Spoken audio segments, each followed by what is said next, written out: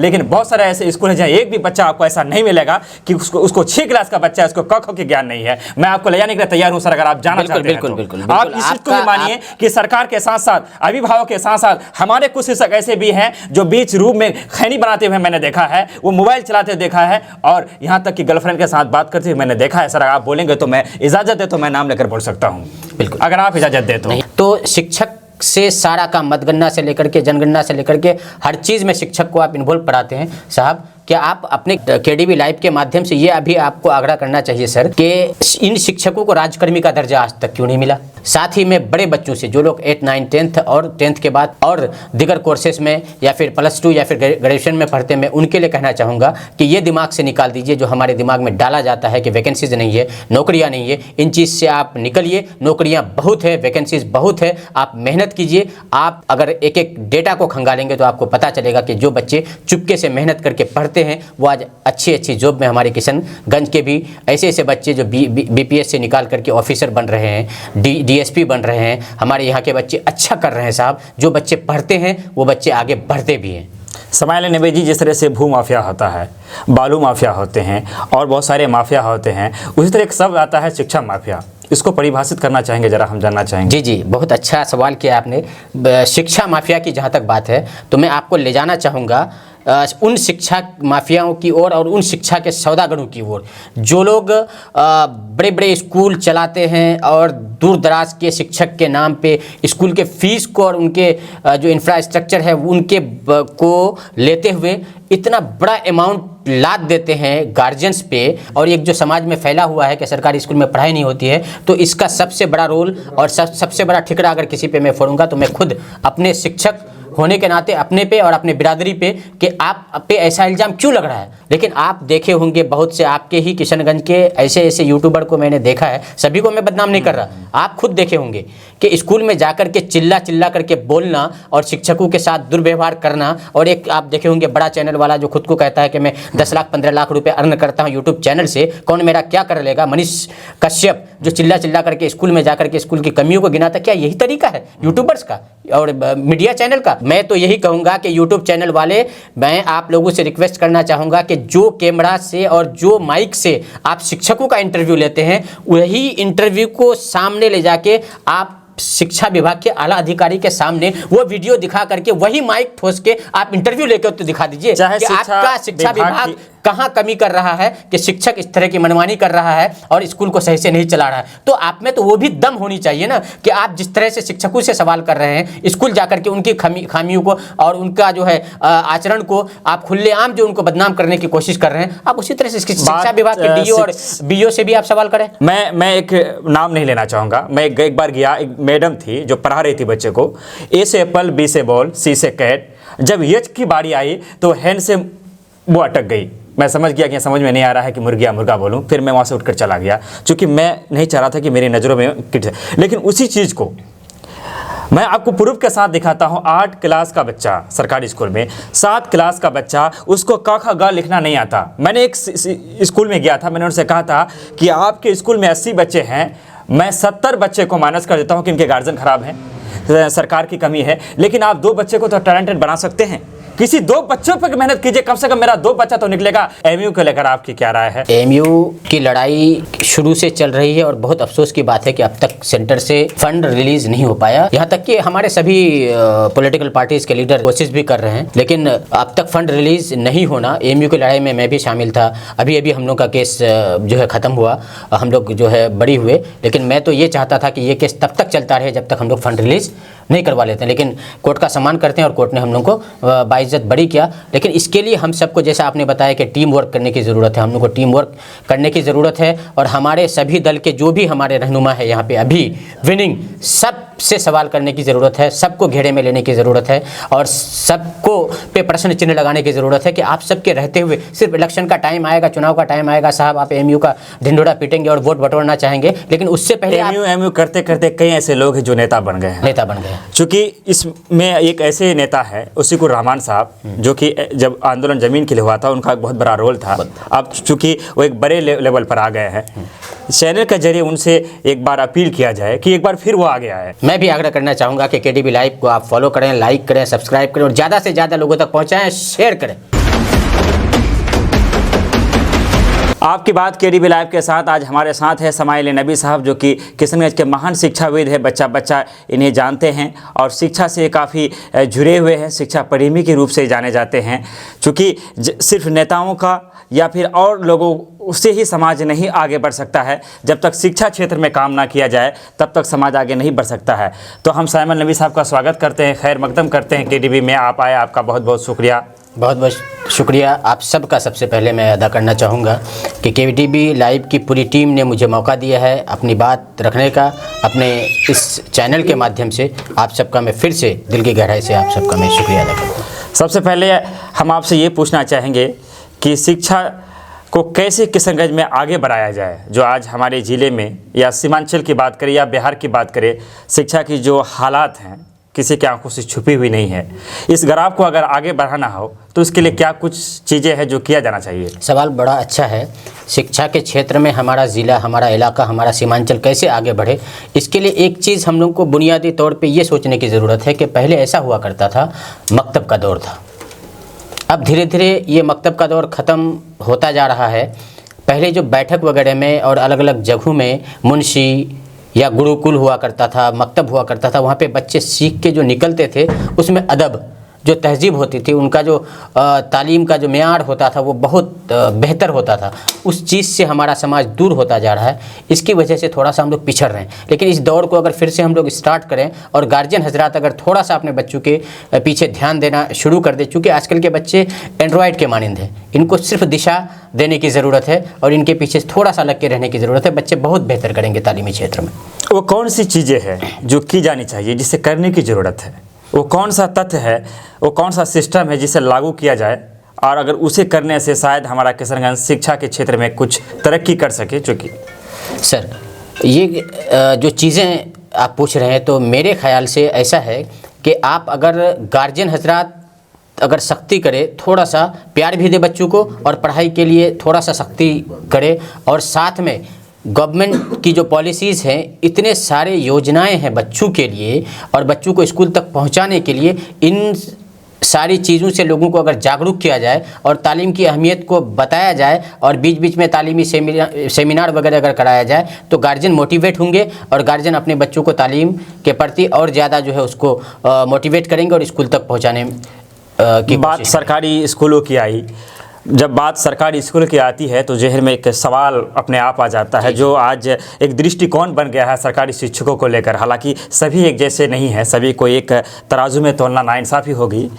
तो इस सिस्टम को अगर दुरुस्त किया जा सके, चूँकि सरकारी स्कूल के बारे में आज कहा जाता है कि वो आते नहीं हैं, पढ़ाते नहीं हैं, किसको दोषी आप ज़्यादा मानते हैं, समाज को, शिक्षक को या फिर सरकार को? बहुत अच्छा सवाल किया है आपने, क्योंकि हम लोग जिस जगह पे अभी खड़े हैं, हमारा समाज और चौक चौराहे पे अगर बात चलती है दिन भर में तो उसका 30% बातें चलती है कि सरकारी स्कूल की स्थिति बहुत बदतर होती जा रही है और शिक्षक जो है समय पर आते नहीं, शिक्षक पढ़ाते नहीं। इन सवालों के घेरे में हम जैसे शिक्षक आज हैं समाज में। तो सबसे आपने ये भी पूछा कि इसके जिम्मेदार आखिर कौन, तो सबसे पहली बात एक चीज़ समझने की ज़रूरत है और चैनल के माध्यम से, केडीबी लाइव के माध्यम से मैं आम जन को, समाज को मैं ये बताना चाहूँगा कि स्कूल की एक कमेटी होती है जिसको बोलते हैं हम लोग वीएसएस, विद्यालय शिक्षा समिति। उसके सचिव जो है किसी बच्चे का गार्जियन हुआ करता है और अध्यक्ष, प्रेसिडेंट जो है वार्ड का वार्ड मेंबर हुआ करता है। तो आपकी बॉडी इतनी स्ट्रॉन्ग है, इतनी मजबूत है कि अगर ये वीएसएस की टीम, वीएसएस की कमेटी अगर चाह ले तो स्कूल, हेडमास्टर और पूरी मैनेजमेंट को अपने कंट्रोल में रख सकता है। और इसका फ़ायदा, कंट्रोल में रखने का मतलब ये नहीं कि सिर्फ किसी से बदला लेना या फिर किसी को झुका देना या फिर किसी को सिर्फ ड्यूटी पूरा करना। कंट्रोल का मतलब ये हुआ कि आप डायरेक्ट बच्चों से कनेक्ट होगा वो स्कूल, वो मैनेजमेंट, और बच्चे तालीमी मैदान में अच्छा करते नजर आएंगे। और इसकी स्कूल के प्रति जो सवाल हो रहे हैं, शिक्षक के प्रति जो ये सवाल हो रहे हैं, शिक्षक का भी जो है थोड़ा सा स्थान जो समाज में गिरता जा रहा है, ये थोड़ा सा ऊपर होगा। शिक्षकों के बारे में अगर बात किया जाए तो जो चाहे धरना हो जाए या रोड जाम करना हो जाए या सरकार से भी मांगों को लेकर लोकतांत्रिक तरीके से, हालांकि तरीका लोकतांत्रिक है लेकिन शिक्षक कुछ ज़्यादा ही कर रहे हैं, क्या इस बात को आप मानते हैं? देखिए, करने के पीछे इसकी वजह ये है, आप एक चीज़ बताइए कि हमसे सारा काम लिया जाता है, शिक्षण कार्य हमसे लिया जाता है, जनगणना का कार्य हमसे लिया जाता है। अभी अभी आप देखे होंगे कि 70% से ज़्यादा शिक्षकों को जातीय जनगणना में, जातीय गणना में लगा दिया जा रहा है अभी। तो शिक्षक से सारा काम, मतगणना से लेकर के जनगणना से लेकर के हर चीज़ में शिक्षक को आप इन्वॉल्व पढ़ाते हैं साहब। क्या आप अपने केडीबी लाइव के माध्यम से ये अभी आपको आग्रह करना चाहिए सर कि इन शिक्षकों को राजकर्मी का दर्जा आज तक क्यों नहीं मिला? हम शिक्षक हैं, सरकारी सारे काम कार्यों को हम अंजाम देते हैं, करते हैं, बखूबी करते आ रहे हैं, और 70% और से ज़ायद स्कूल ऐसे हैं जो अच्छा परफॉर्मेंस भी है। 30% स्कूल को मैं भी कहूँगा कि अभी भी जो है अच्छे गुणवत्तापूर्ण शिक्षा देने में नाकाम रह रहा है। इसके पीछे कहीं समाज का भी थोड़ी बहुत जिम्मेदारी है, शिक्षक भी जो है अच्छे से काम नहीं कर रहे हैं, और शिक्षा विभाग के जो तंत्र हैं वो लोग भी जाते हैं तो वो लोग भी शिक्षकों से और बच्चों से सवाल करना चाहिए, बच्चों से क्लास में जा कर के, और क्या क्या रिसोर्सेज की कमी है उन सब पे विचार करना चाहिए। लेकिन ये लोग भी जाके सिर्फ क्या करते हैं कि शिक्षकों का अटेंडेंस काटना और फिर ऑफिस में बुलाना, ये आप बखूबी समझते हैं। तो इन चीज़ों से इतर होकर के थोड़ा सा शिक्षा के प्रति जो है ध्यान देने की ज़रूरत है। शिक्षा के प्रति ध्यान देने की ज़रूरत है, जागरूकता लाने की ज़रूरत है। आगे हम बढ़े उससे पहले मिड डे मील को लेकर क्या ख्याल है? मिड डे मील आने से सरकार ने जो योजना चलाई है मिड डे मील, इसको लेकर एक इस योजना को झगड़ालू योजना भी कह सकते हैं। अक्सर जो झगड़ा जो ज़्यादा होता है स्कूलों में, ये मिड डे मील को मैं अपने नज़रिया की अगर बात करूँ तो मिड डे मील को मानता हूँ। इसको लेकर, मिड डे मील को लेकर आपका क्या नज़रिया है? सर, मिड डे मील बहुत अच्छी योजना है, और मिड डे मील की जहाँ तक बात है कि मैं अपना आपको बता रहा हूँ कि मेरे स्कूल में पढ़ने वाले, सरकारी स्कूल में पढ़ने कौन जाते हैं? सरकारी स्कूल में पढ़ने वो जाते हैं जो बच्चे बिलो पॉवर्टी, मतलब गरीबी रेखा के नीचे स्तर से बिलोंग करता है, वो बच्चे हमारे सरकारी स्कूल तक जाते हैं। जब 2-4 दिन किसी कारणवश अगर खिचड़ी नहीं चलती है, मिड डे मील अगर नहीं चलती है, तो बच्चों का जो तादाद है पहले की रेशियो में कम हो जाता है। तो खिचड़ी एक अच्छी योजना है, लेकिन इसका बंदरबाट क्यों हो रहा है? क्यों एक स्कूल के मैनेजमेंट से लेकर के, वीएसएस से लेकर के, और शिक्षा विभाग के अलग अलग ऑफिसर्स जो है, क्या आखिर मजबूरी हो जाती है कि मैनेजमेंट को खिचड़ी चलाने पे मजबूर न होकर के, बल्कि खिचड़ी यानी आप इस बात को मानते हैं कि मिड डे मील में बंदरबाट होता है? बंदरबाट होता है, और इसके पीछे कौन कौन है ये समाज भी अच्छी तरह जानता है। अगर वीएसएस, मैं सिर्फ कहूँगा किसी की ज़रूरत नहीं, एक वीएसएस विद्यालय शिक्षा समिति अगर ईमानदारी से काम करना शुरू कर दे तो मिड डे मील तो क्या, एक प्राइवेट स्कूल से भी बेहतर हर स्कूल में, मैं तो 70% स्कूल की बात करता हूँ कि सरकारी स्कूल में पढ़ाई होती है, लेकिन जब विद्यालय शिक्षा समिति अगर ठान ले तो 100% स्कूलों में मिड डे मील भी रेगुलर चलेगा और पढ़ाई भी बेहतर होगा। क्योंकि आप शिक्षा से जुड़े हुए हैं और आप एक टीचर हैं, इसलिए एक जानकारी मुझे भी खुद चाहिए, और हम चाहेंगे कि व्यूअर्स तक भी पहुँचे कि एक मीटिंग का कोई रूल होता होगा स्कूलों में। सरकार ने तय कर रखा है, मैंने भी पढ़ा था नियमों में कि 3 महीने या 2 महीने में, सटीक जानकारी नहीं है मुझे, कि वो मीटिंग का क्या प्रावधान है, कौन वो मीटिंग बुला सकता है और उस मीटिंग किस लिए बुलाई जाती है? सर, वो मीटिंग एचएम स्कूल मैनेजमेंट के अधीन है, वो बुलाते हैं और वीएसएस को शामिल करते हैं, और जो वीएसएस की टीम है और ग्रामीण अभिभावक, उन लोगों को दावत दी जाती है, उनको बुलाया जाता है, बाज़ाब्ता तौर पे फीडबैक लिया जाता है गार्जियन से। ये तरीका है, लेकिन कितने स्कूलों में ये सुचारू रूप से ये मीटिंगें होती है कागज और ये खाना पूर्ति। अब जैसे यहीं पे ले लीजिए कि जिस तरह से पंचायत में जो है ग्रामीणों को बुला करके एक सबका दायित्व होता है, ठीक वही हाल है। जिस तरह पंचायत के लोग रोल अदा नहीं करते, उसी तरह से यहाँ पे भी जो है बहुत कोताही बरती जाती है। इन सबको दूर करने की ज़रूरत है। फिर से दोहराऊंगा वही बात, वीएसएस विद्यालय शिक्षा समिति अगर ठान ले तो सभी मीटिंग और सारा चीज़ सुचारू रूप से चलने लगेगा। बहुत सारे ऐसे व्यूअर्स भी होंगे जो हो सकता है कि आपके स्टूडेंट हो या आपके ना भी हो तो वो स्टूडेंट होंगे। उन छात्रों के लिए जो खास करके किशनगंज से है, उनके लिए आपका कोई ऐसा संदेश जो उन्हें उनके काम के लिए हो, उनको कोई टिप्स अगर आप देना चाहें तो हम चाहेंगे कि दे सकते हैं। जी, मैं छोटे बच्चों के लिए मैं ये कहना चाहूँगा कि मेरे प्यारे अजीज़ और छोटे बच्चों, आप स्कूल तक ज़रूर पहुँचो और शाम में जो है अपने होमवर्क को कंप्लीट करो और माँ बाप के दिशा निर्देश और शिक्षकों के दिशा निर्देश पे चलो। खेलो भी अच्छे से, मस्ती भी खूब करो, लेकिन लगन और मेहनत से पढ़ो भी, किताब से भी दोस्ती करो, ताकि आगे चल करके आप हमारे समाज का भविष्य बन सको। साथ ही मैं बड़े बच्चों से, जो लोग 8, 9, 10th और 10th के बाद और दिगर कोर्सेज में या फिर +2 या फिर ग्रेजुएशन में पढ़ते, मैं उनके लिए कहना चाहूँगा कि ये दिमाग से निकाल दीजिए जो हमारे दिमाग में डाला जाता है कि वैकेंसीज नहीं है, नौकरियाँ नहीं है। इन चीज़ से आप निकलिए। नौकरियाँ बहुत है, वैकेंसीज बहुत है, आप मेहनत कीजिए। आप अगर एक एक डेटा को खंगालेंगे तो आपको पता चलेगा कि जो बच्चे चुपके से मेहनत करके पढ़ते हैं वो आज अच्छी अच्छी जॉब में, हमारे किशनगंज के भी ऐसे बच्चे जो बीपीएस से निकाल करके ऑफिसर बन रहे हैं, डीएसपी बन रहे हैं। हमारे यहाँ के बच्चे अच्छा कर रहे हैं साहब। जो बच्चे पढ़ते हैं वो बच्चे आगे बढ़ते भी हैं। समाइल नबी जी, जिस तरह से भू माफिया होता है, बालू माफिया होते हैं और बहुत सारे माफिया होते हैं, उसी तरह एक शब्द आता है शिक्षा माफिया। इसको परिभाषित करना चाहेंगे, जरा हम जानना चाहेंगे। जी जी, बहुत अच्छा सवाल किया आपने। शिक्षा माफिया की जहाँ तक बात है तो मैं आपको ले जाना चाहूँगा उन शिक्षा माफियाओं की ओर और उन शिक्षा के सौदागरों की ओर जो लोग बड़े बड़े स्कूल चलाते हैं और दूर दराज के शिक्षक के नाम पे स्कूल के फीस को और उनके जो इंफ्रास्ट्रक्चर है उनके को लेते हुए इतना बड़ा अमाउंट लाद देते हैं गार्जियंस पे। और साथ में ये भी मैं कहना चाहूँगा, जो लोग कंपेयर करते हैं सरकारी स्कूल से और प्राइवेट स्कूल से, और प्राइवेट स्कूल को ज़्यादा अच्छा दिखाते हैं और सरकारी स्कूल को नीचा दिखाने का काम करते हैं, मैं उन सब से कहना चाहता हूँ कि आप बच्चों को प्राइवेट स्कूल में और उन शिक्षा माफियाओं के हाथ में देते हैं और आपके बच्चों का फीस 1200 से लेकर 1500 मंथली होता है। साथ में फिर सबसे बुरी मुझे ये लगती है साहब प्राइवेट स्कूल के मैनेजमेंट की, कि आप फिर गार्जियन को टेबल में बैठा के बोलते हैं डायरी दिखा करके कि आपके बच्चों का परफॉर्मेंस ठीक नहीं है साहब, आप अच्छा ट्विटर रखिए।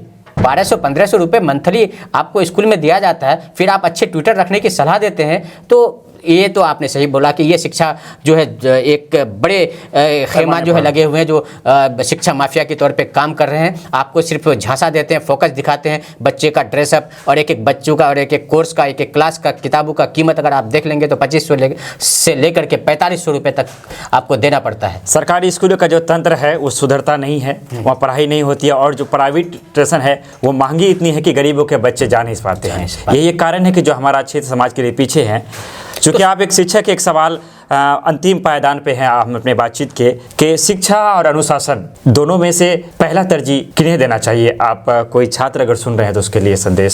सर, सबसे पहले शिक्षा अच्छे से ग्रहण वही कर सकता है जो सबसे पहले चीज़ प्रायोरिटी दे अनुशासन को। अनुशासन सब में होना चाहिए, अनुशासन बच्चों में भी होना चाहिए, अनुशासन अभिभावक में भी होना चाहिए, अनुशासन समाज के बीच में भी होना चाहिए और अनुशासन जो है शिक्षकों में भी होना चाहिए कि आप ग्रामीण के दिलों को इस तरह से जीत लें कि वो आप पे विश्वास करें। और एक जो समाज में फैला हुआ है कि सरकारी स्कूल में पढ़ाई नहीं होती है, तो इसका सबसे बड़ा रोल और सबसे बड़ा ठिकरा अगर किसी पे मैं फोड़ूंगा तो मैं खुद अपने शिक्षक होने के नाते अपने पे और अपने बिरादरी पे कि आप पे ऐसा इल्ज़ाम क्यों लग रहा है, आप स्कूल को किस तरह से चलाते हैं, किस तरह से रन करते हैं कि लोग कहते हैं कि आपका स्कूल सरकारी तंत्र और सरकारी विद्यालय में जो है शिक्षा अच्छे से नहीं दी जाती। सरकारी शिक्षकों को लेकर, सरकारी स्कूलों को लेकर आपने कई बातें कही, मैं बहुत सारे सवाल हैं जिससे मैं इत्तेफाक नहीं रखता, लेकिन एक बात आपको भी मानना पड़ेगा, क्योंकि मेरे पास एक सिस्टम है, एक तंत्र है, अगर वो हो जाए तो सरकारी स्कूलों भी में सही पढ़ाई हो सकती है। वो ये है कि 10-15 लोगों की ज़िले में एक टीम बन जाए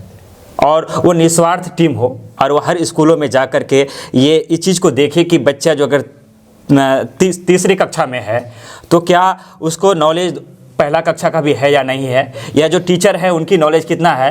तो ये तब हो सकता है जब कोई रिपोर्टर वहाँ जाए और रिपोर्टिंग करे। लेकिन जब भी कोई रिपोर्टर विद्यालय में जाता है, अगर सारी चीज़ें सही है, अगर कोई रिपोर्टिंग करने आता है तो किसी को मिर्ची नहीं लगना चाहिए। कई वीडियो मैंने देखा जब रिपोर्टर पहुंचते हैं, पत्रकार पहुंचते हैं, अगर आपकी सारी चीज़ें वहाँ सही है, आप सही से पढ़ाते हैं, तो फिर आपको तो दिखाना चाहिए ना। अभी आप ऑन द कैमरा हम बोल रहे हैं, अगर मैं कपड़े पे हूँ, मेरी बातें सही है, तो मुझे क्या दिक्कत है कोई कैमरा में हो या फिर मुझे लाखों की भीड़ में बोलना पड़े। अधिकतर शिक्षक को बहुत बुरा लगता है जब आप कैमरा लेके पहुँचेंगे अंदर, मैं खुद चश्मदीद हूँ। क्या कहना चाहेंगे उन रमेश जी, आपने बड़ा अच्छा मुद्दा को उठाया है, इस पर बात करना बहुत ज़रूरी है। आपने उठाया कि रिपोर्टर को, सबसे पहले आपने बात किया कि 10-15 लोगों की टीम होनी चाहिए। 10-15 लोगों की टीम और रिपोर्टर की जाने की बात, ये दोनों में जो है अच्छा खासा डिफरेंस है। टीम होनी चाहिए और वो टीम आपने बोला कि रिपोर्टर हो, एक रिपोर्टर हो। तो सबसे पहला मैं ये कहना चाहूँगा कि आप पहला दिन जाएं और जाने के बाद पूरी मैनेजमेंट के साथ बैठें और उसको जो है उनकी खामी और उनकी जो कमियाँ हैं उनको गिना दें, उसके बाद फिर जाएँ। लेकिन आप देखे होंगे बहुत से आपके ही किशनगंज के ऐसे यूट्यूबर को मैंने देखा है, सभी को मैं बदनाम नहीं कर रहा, आप खुद देखे होंगे कि स्कूल में जाकर के चिल्ला करके बोलना और शिक्षकों के साथ दुर्व्यवहार करना। और एक आप देखे होंगे बड़ा चैनल वाला जो खुद को कहता है कि मैं 10 लाख 15 लाख रुपए अर्न करता हूँ यूट्यूब चैनल से, कौन मेरा क्या कर लेगा, मनीष कश्यप, जो चिल्ला करके स्कूल में जाकर के स्कूल की कमियों को गिनाता। क्या यही तरीका है यूट्यूबर्स का और मीडिया चैनल का? क्या आप स्कूल, इससे क्या होता है? एक चीज़ गौर करने की ज़रूरत है कि आप जो खुलेआम कैमरा में दिखाते हैं शिक्षकों की खामियों को और स्कूल के रोल को, तो इससे क्या होगा? इससे कुछ नहीं होगा साहब। इससे जो हमारे निचले, सुना जाए मेरी बात को, जो निचले स्तर के बच्चे हैं, जो गरीबी रेखा से नीचे के हैं, उनके का थोड़ा भी जो विश्वास है अगर सरकारी स्कूल के प्रति, वो विश्वास को आप कहीं ना कहीं ख़त्म करने की कोशिश कर रहे हैं। और ये जब धीरे धीरे और ज़्यादा खाई पैदा हो जाएगा स्कूल और समाज और गार्जियन के बीच में, तो कहना कहीं आप कहाँ चले जाएगा? कमियों को दिखाना, जो कमी को दिखाना गलत नहीं है, कमी को दिखाइए लेकिन तरीके से, सलीके से। क्या तरीका होना चाहिए, क्या मापदंड है सर?